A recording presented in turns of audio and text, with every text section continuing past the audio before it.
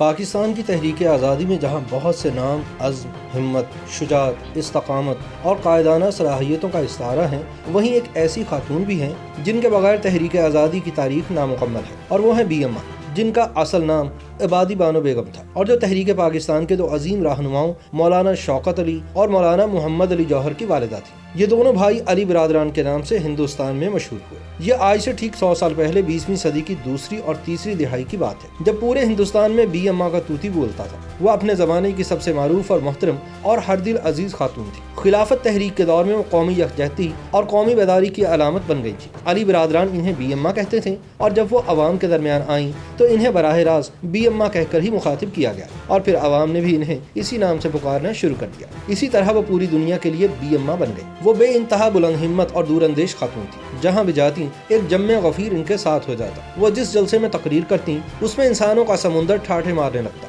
جب وہ 27 سال کی عمر میں بیوہ ہوئیں تو ان کے کاندھوں پر 6 بیٹوں اور 1 بیٹی کی ذمہ داری تھی، لیکن بہادر بی اما نے انتہائی صبر و استقامت سے زندگی کی سختیوں کا مقابلہ کیا۔ ایسے ناگہانی حالات میں بھی بی اما نے بلند حوصلے کا ثبوت دیتے ہوئے اپنے بیٹوں کو دینی اور دنیاوی علوم سے آراستہ و پیراستہ کیا، اور ساتھ ہی ہندوستان کی آزادی کے لیے نہ صرف اپنے بچوں کو آگے بڑھاتی رہیں بلکہ خود بھی خواتین کے درمیان تحریک آزادی کی مہم میں بڑھ چڑھ کر حصہ لیتی رہی۔ بی اما نے اپنا زیور اور جائیداد بیچ کر بچوں کو اعلیٰ تعلیم دلوائی۔ ان کا تعلق اتر پردیش کی ریاست امروہہ سے تھا۔ عبادی بیگم کے والد ملازمت کے سلسلے میں امروہہ سے رامپور منتقل ہو گئے تھے۔ رامپور میں ہی عبادی بیگم کی شادی عبدالعلی خان سے ہوئی۔ شادی سے پہلے وہ بالکل پڑھنا لکھنا نہیں جانتی تھی، لیکن شوہر پڑھے لکھے تھے، ریاست رامپور میں ملازم تھے اور اردو، فارسی، عربی اور انگریزی کی کتابوں کے مطالعے کے رسیا تھے۔ انہی کی صحبت میں عبادی بیگم کو پڑھنے لکھنے کا شوق ہوا اور اتنی اردو پڑھ لی کہ شوہر کی زندگی میں ہی ٹوٹی پھوٹی اردو لکھنے اور پڑھنے لگی۔ شوہر کی وفات کے بعد انہوں نے باقاعدہ اردو پڑھی، اور پھر جب جلسوں میں تقریر کرنے کا موقع ملا تو کوئی یقین ہی نہیں کر سکتا تھا کہ یہ خاتون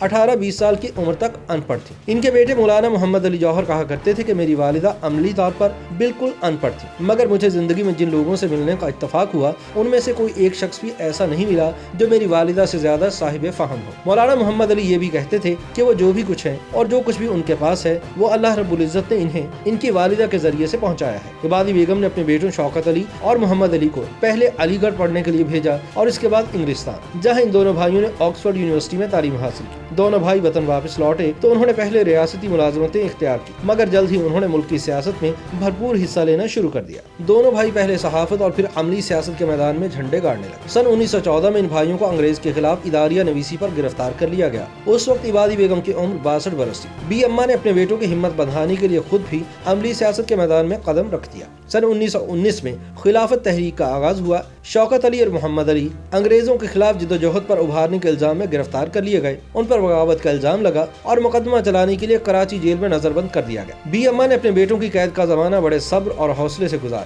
وہ ہندوستان کے گوشے گوشے میں گئیں اور اپنی تقاریر سے مسلمانوں کے جذبہ حریت کو گرماتی رہی۔ بی اما جلسوں میں شرکت کرتی، تقاریر کرتی، ریل گاڑی کے ذریعے سفر طے کرتی اور اکثر بیل گاڑی پر سوار ہو کر ریلوے اسٹیشن سے جلسہ گاہ تک پہنچتی۔ ایک دفعہ یہ خبر مشہور ہو گئی کہ مولانا محمد علی بعض دوسرے افراد کی طرح معافی مانگ کر جیل سے رہا ہو جائیں گے۔ بی اما نے یہ خبر سنی تو غضبناک ہو گئی اور بولی، نہیں، ایسا ہرگز نہیں ہوگا۔ محمد علی اسلام کا سپوت ہے، وہ انگریزوں سے معافی مانگنے کے بارے میں سوچ بھی نہیں سکتا۔ اگر اس نے یہ حرکت کی تو میرے بوڑھے ہاتھوں میں ابھی اتنی طاقت ہے کہ اس کا گلا گھونٹ دوں۔ ایسی زندگی جس سے دین اسلام پر حرف آئے اس پر لعنت ہے۔ یہ زمانہ ہندو مسلم اتحاد کا زمانہ تھا۔ سن 1923 میں جامعہ ملیہ دہلی کا جلسہ تقسیم اسناد منعقد ہوا، جس کی صدارت حکیم اجمل خان نے کی اور بنگال کے سائنسدان سر پی سی رائے نے اسناد تقسیم کی۔ سپہر کو طلباء محمد علی ہال میں جمع ہوئے۔ بی اما نے بغیر برقع کے خطاب کیا اور کہا کہ میں نے اپنا برقع اس لیے اتارا ہے کہ اس ملک میں اب کسی کی آبرو باقی نہیں رہی۔ میں نے سن 1857 میں اپنے جھنڈے کو لال قلعے سے اترتے دیکھا، اب میری تمنا ہے کہ اب میں انگریزوں کے جھنڈے کو لال قلعے سے اترتے دیکھوں۔ بی اما کے اس خطاب سے تمام طلباء میں جوش و خروش کی لہر دوڑ گئی۔ حالات تبدیل ہوئے،